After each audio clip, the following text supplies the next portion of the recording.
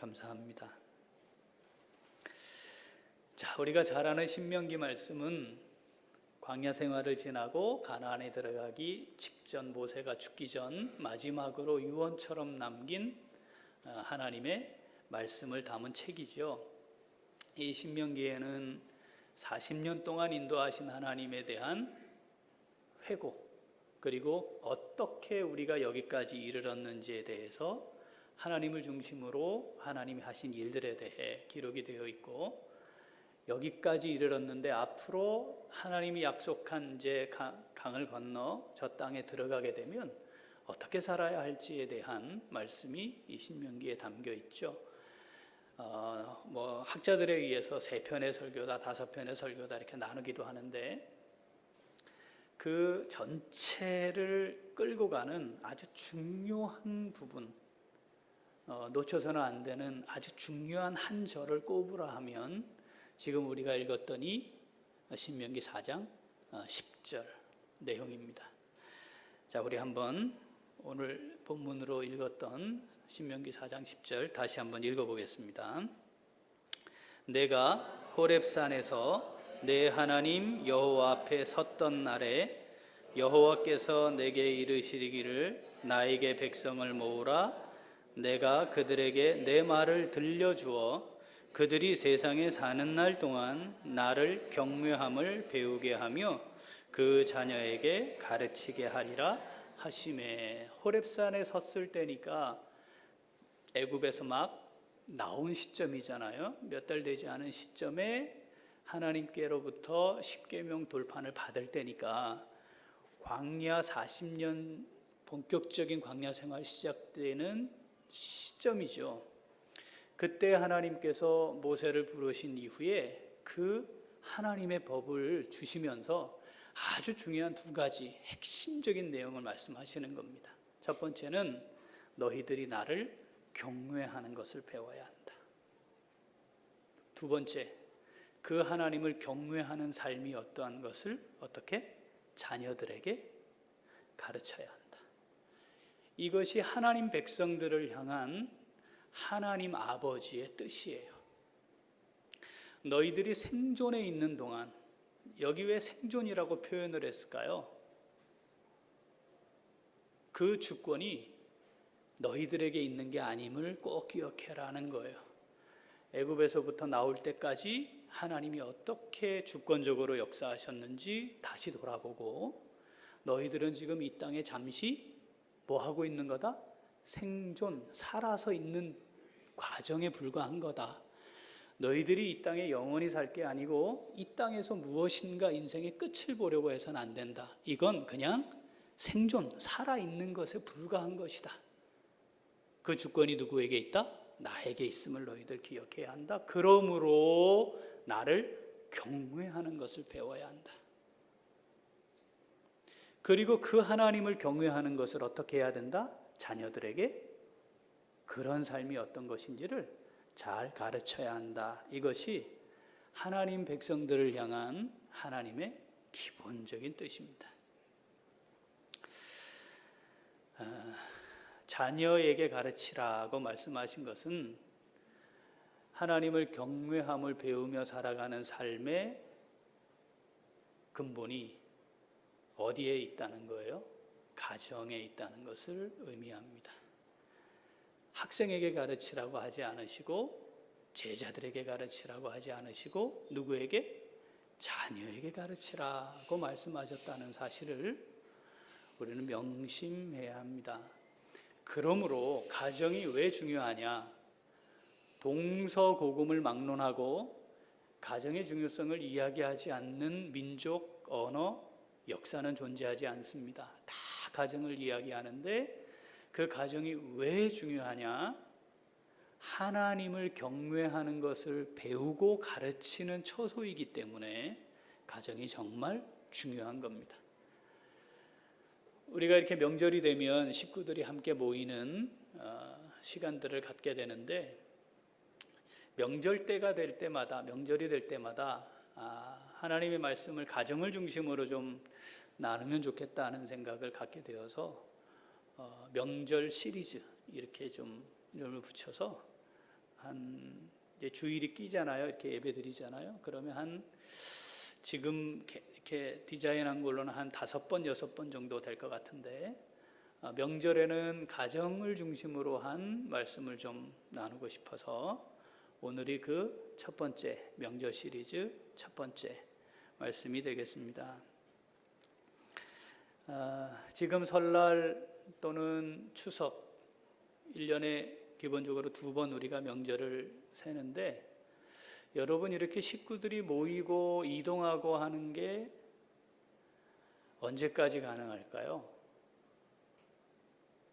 우리 다음 세대들도 이렇게 다 같이 한 자리에 모여서 뭐 이렇게 하는 게 유지가 될까요? 그렇게 생각해 보면 이 명절에 가족이 함께 모이고 식구들이 모이고, 그래서 또 서로 얼굴 대하여 보고 또 교제하고 삶은 어땠는지를 나눌 수 있는 이 전통이 그렇게 길게 갈지 않을 것이고, 그렇기 때문에 사실 이건 굉장히 소중한, 우리가 잘 지켜야 하는 일이기도 한데, 단순히 그냥 얼굴 보는 것이 아니라 적어도 믿음의 가정들이 함께 모였다면 이 가정에 대한, 그리고 우리 가정을 이렇게 세우신 하나님에 대한 기억을 되새기고 또 감사하는 시간들을 가지면 좋지 않겠나 하는 마음에서 명절에 가정을 중심으로 한 하나님의 말씀 함께 나눠보고자 합니다. 가정 아무리 강조해도 지나침이 없는 우리 인생의 중요한 요소인데, 가정을 이야기할 때마다 아쉬움이 하나 있습니다. 그게 뭐냐면 도대체 우리의 가정, 이 가정은 어떻게 해서 세워졌고 왜 존재하는지에 대한 물음을 갖지 않는 겁니다. 어떻게 하다 보니까 저 왼수 같은 거 만나가지고 내가 이렇게 살아, 뭐 이렇게 표현을 하는 것에 우리가 익숙하단 말이죠. 어쩌다가 내가 저런 걸 낳았나 싶기도 하고, 그러다 보니까 도대체 이 가정을 향한 하나님의 주권은 뭘까? 그리고 우리 가정은 왜 존재해야 하는가에 대해 놓치고, 현상적으로 나타나 있는 현실적이고 세속적인 관점에서 자꾸 가정을 접근하다 보니까 부모 자식 간에, 형제 간에, 식구들 간에 갈등 계속 반복되는 갈등, 그게 이어질 수밖에 없고, 또 표면적으로 갈등이 드러나지 않고 적당하게 덮고 넘어가는 것만으로 그냥 이 정도만 해도 됐다라고 하는 생각으로, 사실은 본질적으로는 결손 가정이 되어 있는 우리의 모습, 이게 뭐 일부러 막 찾아야 보이는 게 아니고 우리가 직접 접하고 있는 모습이라 해도 과언이 아닌 시대를 살고 있습니다. 그래서 오늘은 도대체 가정을 우리가 어떤 관점에서 좀 보아야 하나, 그리고 가정이 누구를 중심으로 움직여져야 할 것인가에 대해 한번 생각을 좀 해보려고 합니다. 자, 첫 번째 우리가 좀 살펴야 할 것은 이 가정의 설립 계획입니다. 가정의 설립 계획. 자, 같이 한번 읽어볼까요? 진하게 쓴 글씨. 자, 가정을 디자인하신 분이 하나님이시고 가정을 세우신 분 하나님이십니다. 연애해서 또는 중매해서, 저희 교회에 중매하고 그 다음날 맞선 보고 그 다음날 결혼식장에서 보신 분 가정도 있어요. 11년 동안 연애해서 결혼한 가정도 있어요. 둘 중에 하나 아니겠습니까? 선을 봐서 결혼을 했든 연애를 해서 결혼을 했든, 자, 선을 봤던 연애를 했던 많은 과정들 또는 계획들, 생각들을 가지고 가정을 이루기로 결정합니다. 이것도 뭐 따져보기도 하고 집안 배경도 보기도 하고요. 그런 거 다 무시하고 우리가 서로 사랑하니까 결혼합시다 해서 결혼하기도 하고, 또 어떤 경우는 지금 나는 결혼하기 싫어요, 결혼 안 하겠어요 라고 생각하는 세대들 속에서 그것에 대한 중요성도 잘 모르고 살아가는 사람들도 많이 있습니다. 그런데 여러분, 원리적으로 돌아가 보면 가정은 사람의 계획에 의해 디자인된 게 아닙니다. 사람의 의지가 반영된 것도 아니었습니다. 하나님이 6일 동안 천지를 창조하시고 뭐라고 그러셨죠? 보시기에 좋았더라 그랬어요. 그런데 마지막 날 하나님 보시기에 좋지 않은 게 하나 있었답니다.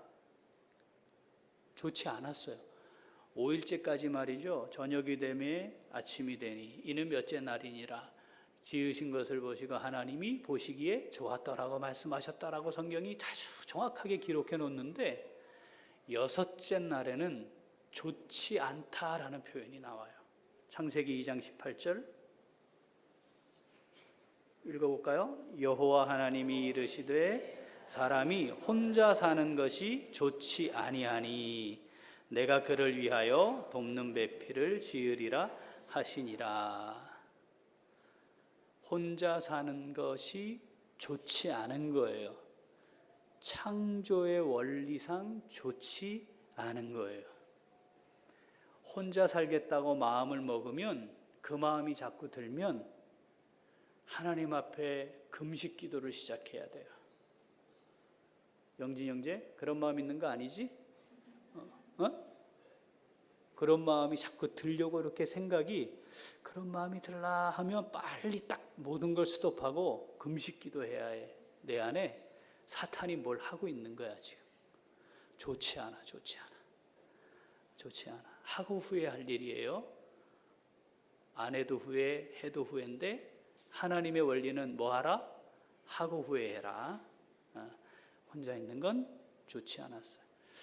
여러분, 이 우주 만물을 창조해 놓고요, 야, 참 좋다 하는데 저걸 어떡하지? 이런 마음이 들었다는 거예요. 그만큼 좋지 않은 겁니다. 그래서 하나님이 어떻게 디자인을 하신 거예요. 쟤 혼자 두면 안 되겠구나. 혼자 있으니 참 안 좋네. 그래서 잠들게 하셨어요. 여러분, 아담이 원한 거 아니고요. 아담은 아무 생각 없었어요. 그냥 그대로 얼마나 좋았겠습니까? 그렇지 않나요? 에덴 동산에서 마음껏 내가 원하는 것, 옆에 누가 걸리는 것도 없고 나 혼자 그냥 만족스럽게 살아갈 수 있는 상태인 거죠, 말하자면. 그런데 하나님이 설계하셨어요. 그래서 갈빗대를 취해 가정이라고 하는 것을 시작하게 하신 겁니다. 그리고 마지막 날 하나님이 창조를 다 마치신 후에 뭐라 하셨는지 기억하시나요? 마지막 날, 앞에 5째 날까지는 보시기에 좋았더란데 마지막 날은 보시기에 심히 좋았더라 그랬거든요. 그러니까 그게 모든 하나님 창조의 마지막, 용 그리고 눈 딱 점 찍은 것처럼 모든 하나님의 창조를 가장 아름다운 모습으로 마무리한 것, 그게 가정이었습니다.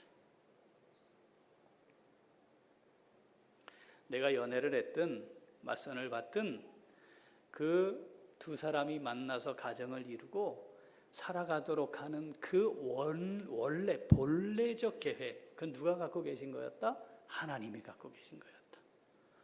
나는 왜 저런 남편을 만났어? 나는 왜 이런 아내를 만났어? 여러분, 딱 맞아서 하나님이 만나게 하신 거예요. 예전에 청바지가 잘 어울리는 여잔가 뭐 이런 노래 있었어요. 난 그런 여자가 좋더라 뭐 이런 거예요, 끝이. 근데 그 다음 가사가 없었어요. 제가 거기에, 제가 어렸을 때 같은데 하여튼 거기에 넣었어요. 근데 그런 여자가 너를 왜 좋아하겠냐, 이걸 넣어야 된다. 앞에 막 나열한 난 그런 여자가 좋더라 막 얘기했는데, 중요한 건 그런 여자가 너를 왜 좋아하겠냐. 그럼 여러분, 우리가 생각하고 있는 인생의 여정, 그건 극히 제한적입니다.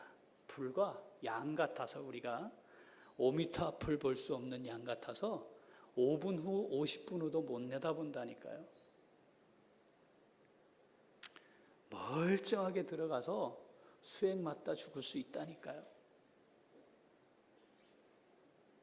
그게 남의 이야기가 아니고 우리 모두에게 임할 수 있는 일이라는 사실을 기억해야 합니다. 그런 사람을 향한 하나님의 선하신 뜻과 계획이 우리에게 하나님이 이 가정이라고 하는 것을 설계하시고 디자인하셔서 허락하신 겁니다.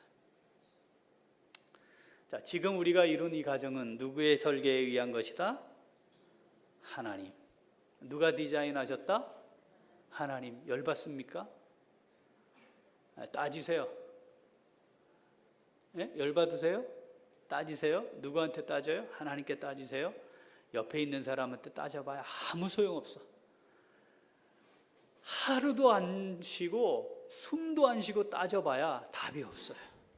그 되지도 않아요. 그 마음이 움직여지지도 않아. 그 마음을 움직일 사람이 누구예요? 존재가 하나님이시니까 따지고 싶으면 하나님께 따지세요. 하나님 다 받아주실 거예요. 따져요. 따져. 하나님 이룰 수 있습니까? 나를 위로해도 이루실 수 있습니까? 따지세요. 따지지도 않아. 따지지도.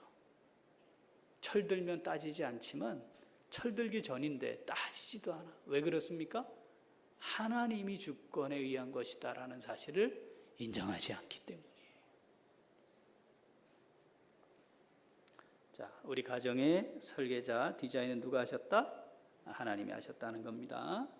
자, 두 번째로, 자, 가정을 이루는 구성원과 관련해서 같이 읽어보죠. 하나님의 주권에 의해 부부가 세워졌고 자녀들에 의해 형성되는 가족도 전적으로 하나님의 주권에 따라 형성된 것입니다. 자, 부부, 여기 하나님 주권이 있어요. 그 다음 가족, 부모 자식, 이 관계, 이 구성원을 형성하는데 하나님의 주권에 반영이 되는 겁니다. 부부가 되는 건 그나마 우리 의지가 좀 반영되는 듯 하지 않아요? 그렇죠? 네. 우리가 다 아는 것처럼 한모 영주 교수님, 우리가 그 목사님 실명을 거론할 수 없지만 선을 100번 이상 받거든요. 얼마나 많이 고르고 얼마나 많이 생각했습니까? 자기 의지잖아, 그죠? 네? 그 사이에 자기 좋다고 하는 자매들이 많았대요. 근데 싫었대, 자기가. 그거 다 자기가 결정한 거지. 그러나 지금 살고 있는 사모님과 만나게 된 것은 하나님의 주권 아래 이루어진 일인 것 동일합니다. 그런데 중요한 건요, 우리의 의지가 진짜 눈꼽만큼도 개입될 수 없는 게 있어요. 그게 뭐냐면 부모를 선택하는 것과 자식을 선택하는 거예요. 여러분, 여기에 우리 의지가 0.0001%라도 개입될 수 있나요? 안 돼요. 이건 그냥 말 그대로 하나님 정한 대로예요. 바꿀 수도 없어요. 그 부모와 그 가정 환경에 의해 자라나는 거, 이걸 내가 바꿀 수가, 내가 결정할 수가 없어요. 정해진 대로 가는 거예요. 그럼에도 불구하고 우리가 하나님의 주권을 인정하려 들지 않아요. 하나님의 주권을 인정하지 않으면 하나님의 주권의 자리에 내가 들어가게 됩니다. 그리고 내가 원하는 대로 뭘 하려고 자꾸 하게 되는 거예요. 그런데 하나님의 계획 위에 이루어진 걸 내가 들어가서 내 계획과 내 뜻대로 하려고 하니 이게 제대로 될 리가 있겠습니까? 여러분, 이게 제대로 되면 이상한 거 아니겠어요?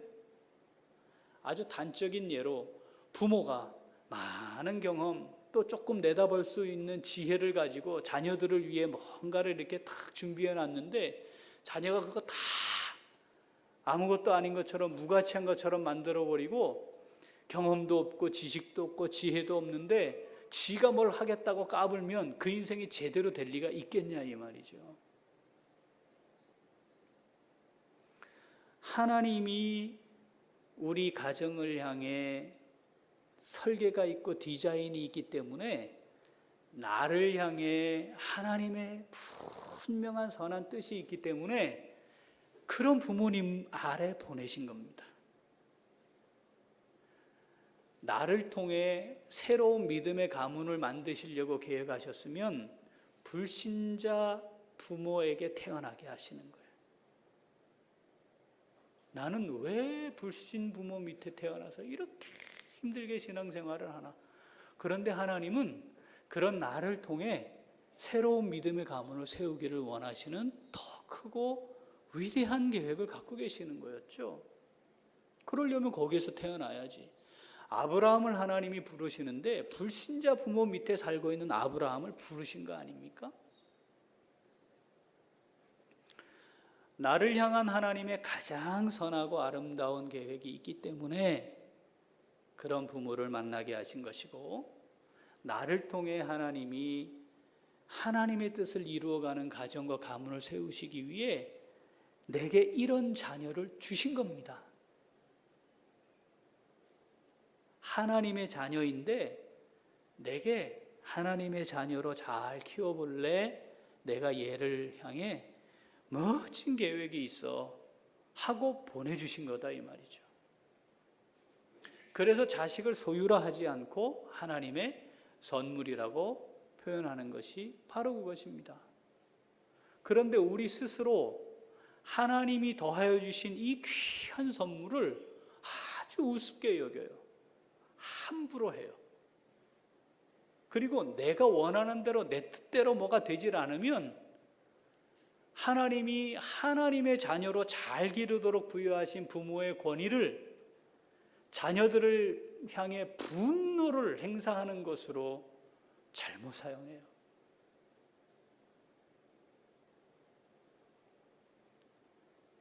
그러니까 이 하나님께서 정말 멋지게 디자인하시고 아름답게 설계하신 이 가정이 하나님이 사라져버린, 하나님은 없는, 그래서 자식들은 할 수만 있으면 가장 빠른 시기에 이 가정에서 벗어나기를, 그걸 삶의 목표로 삼고 살게 됐어요.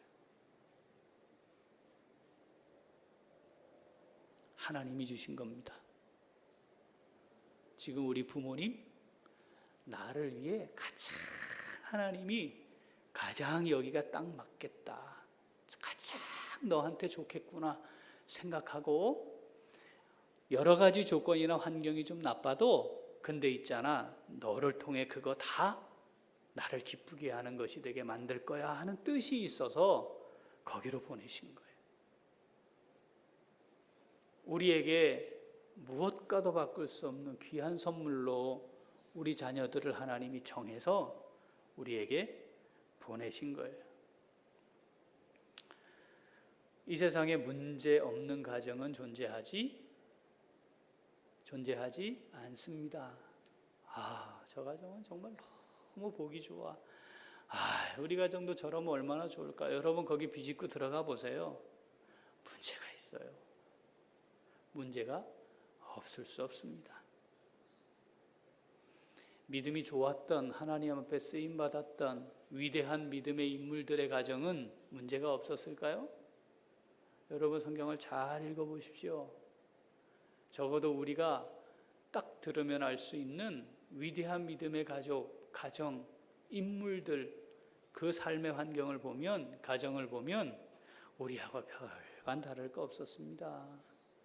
아브라함 지살자고 마누라 팔아먹은 사람입니다. 그 사람이 하나님 몇 번 약속했는데 그 약속 안 믿고요, 이스마엘 나가지고 집안이 풍비박산 난 거 아닙니까?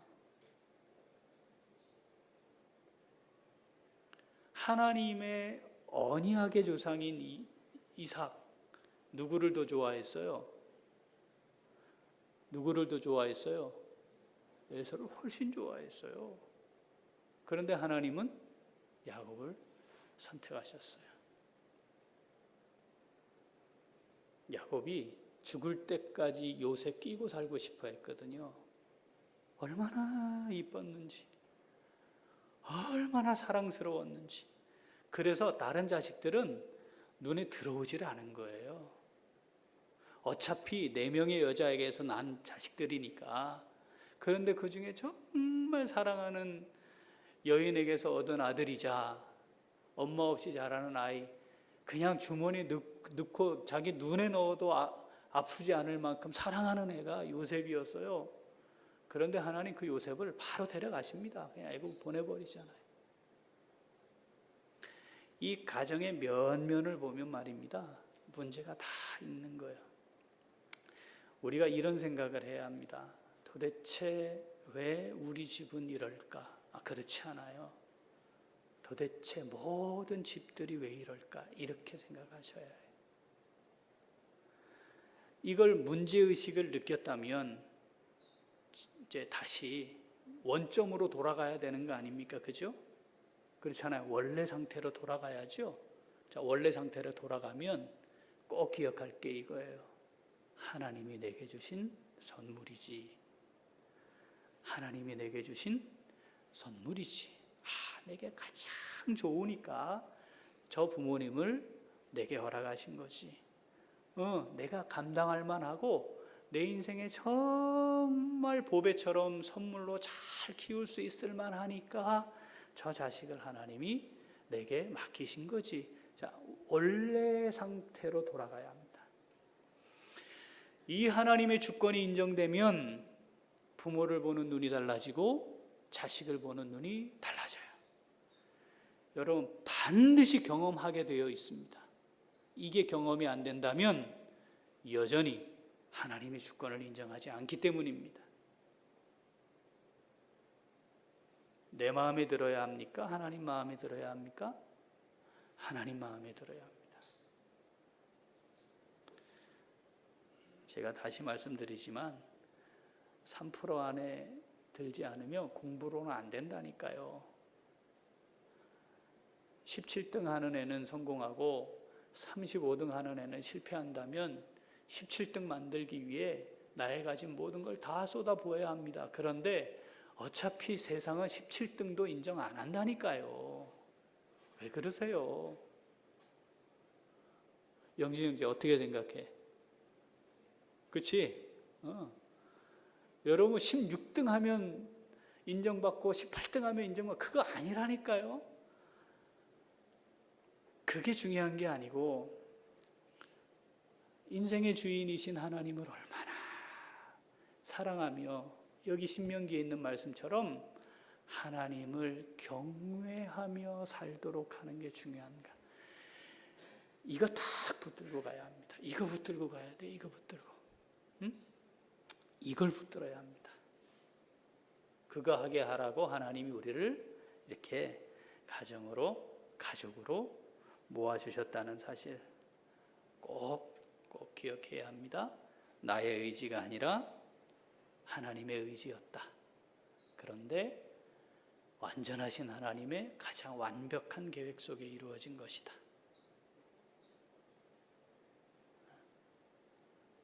우리가 가지고 있는 정말 쥐꼬리만한 보잘것없는 지식과 지혜 가지고 교만하게 행하면 안 됩니다.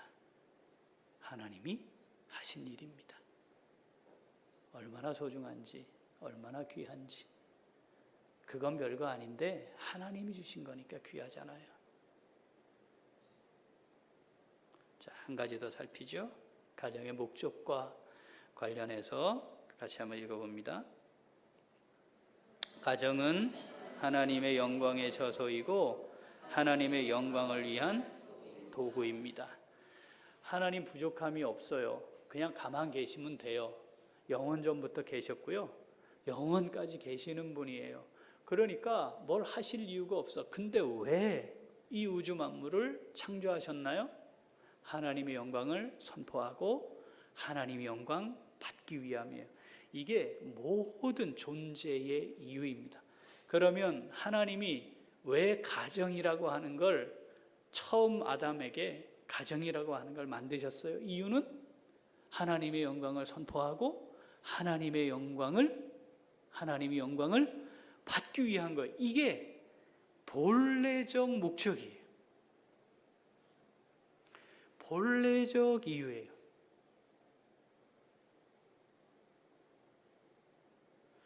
우리 가정이 왜 있어야 하느냐? 지금 왜 우리가 지금 이렇게 가정을 이루었고 왜 우리가 가족으로 만났냐?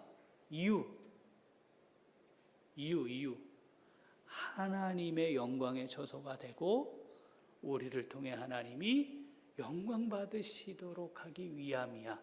이걸 계속해서 묵상해야 합니다.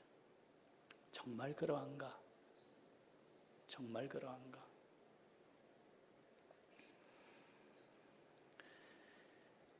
자, 여러분, 가정에서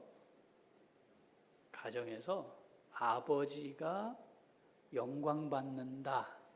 여러분, 이걸 어떻게 이렇게 한번 규정을 해보면 어떤 모습일까요? 아버지가 너무너무 기뻐한다.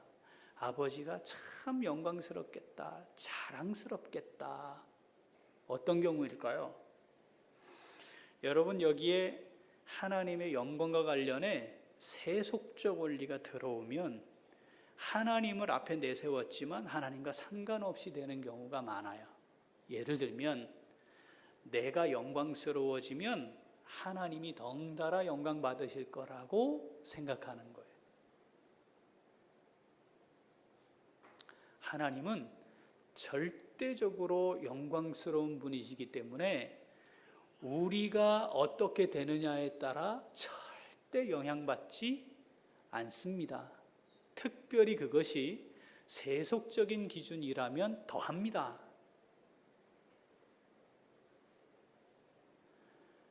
모든 사람들이 인정할 만한 지위에 오르면 하나님이 그를 통해 영광을 크게 받으시고, 별로 인정받지 않는 삶을 살고 있으면 그것을 통해 하나님의 영광이 시들해지고, 그런 게 존재하지 않는 겁니다.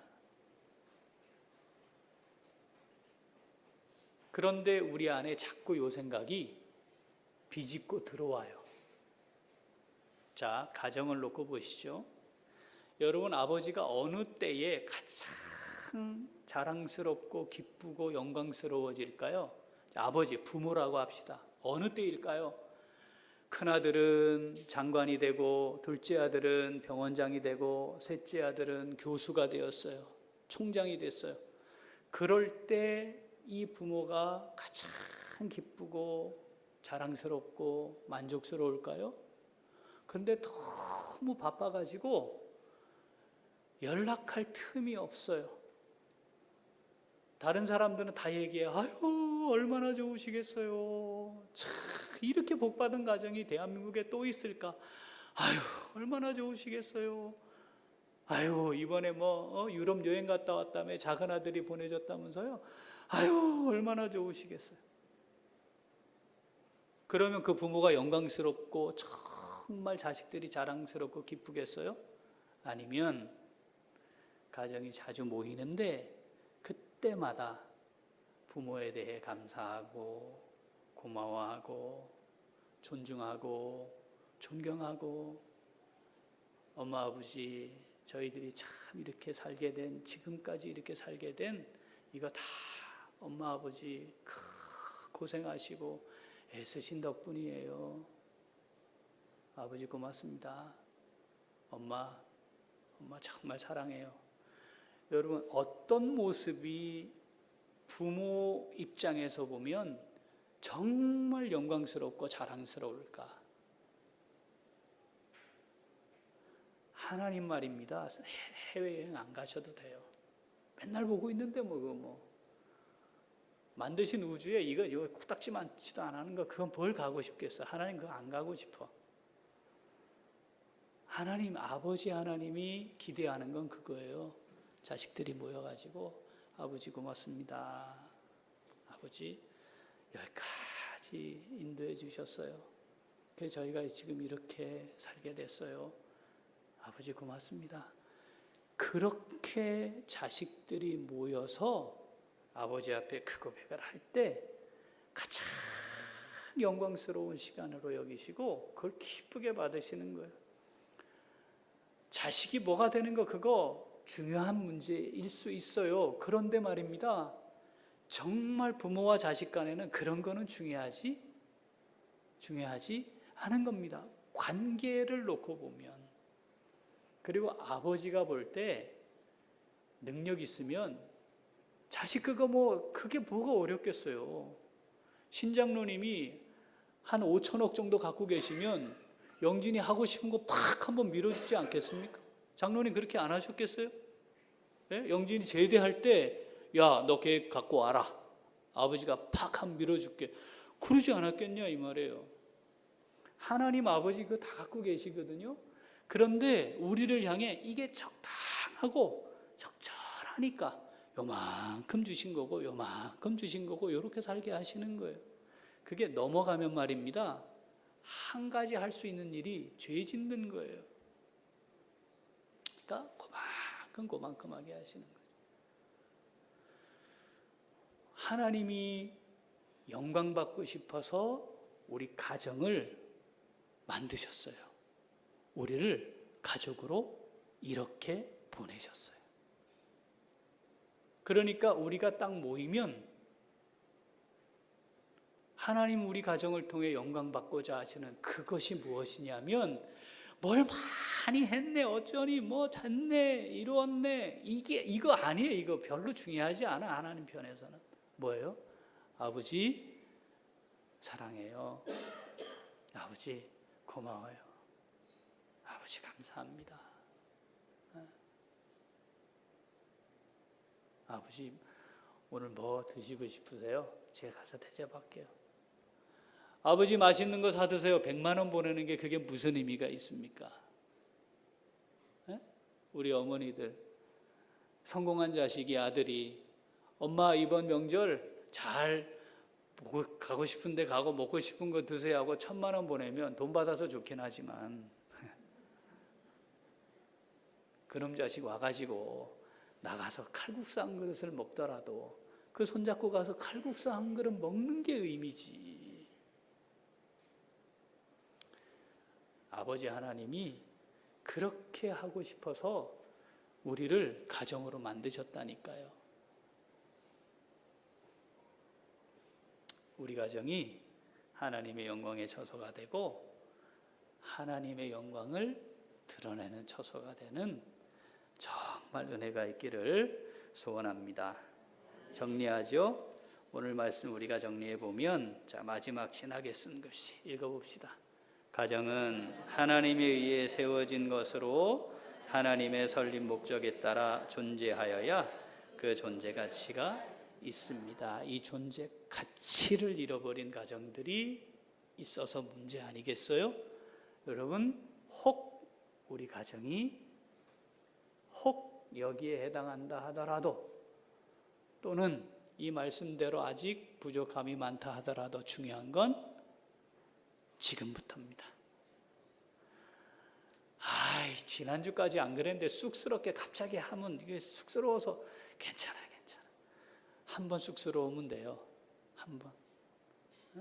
그리고 우리 자녀들하고 함께 모여서 며칠 또는 몇 시간, 짧게는 몇 시간, 길게 며칠 시간 보낼 거 아니에요. 또 앞으로 우리가 함께 가족들이 모이는 기회들이 있을 거 아니겠어요? 또 작게는 내 가정을 놓고 우리 가정이 하나님의 영광의 처소가 되고 하나님의 영광을 선포하는 가정으로 잘 이 목적에 따라 잘 세워져서 하나님 예비하신 복을 풍성히 받아 누리고 이게 가문의 전통이 되는 은혜가 있도록 특별하지 않은데 주일날 놀러 다닌다고 돈 쓰러 다닌다고 주일날 딴 데 애들 데리고 가면 그게 죽이는 거예요. 여러분 그게 죽이는 겁니다. 그 영혼을 죽이는 거예요. 그런 짓 하지 말고 그런 짓 하지 마세요. 하나님이 중심이다. 그래서 우리 가정이 어떻게 하면 이 하나님이 약속하고 예비해 놓으신 은혜들을 충분하게 받아 누릴 수 있을까? 여러분 그게 우리 기도 제목이 되어서 자 우리 가정은 하나님이 세우신 줄 믿습니다. 네, 우리에게 선물로 주셨어요. 그렇게 한번 바라봅시다. 이제 그렇게 자꾸 봅시다. 열 팍 받다가도 잠깐 기도하고 또 그렇게 한번 봅시다. 그리고 하나님의 영광의 처소가 될 수 있는 우리 모든 가정들이 다 될 수 있기를 소원합니다.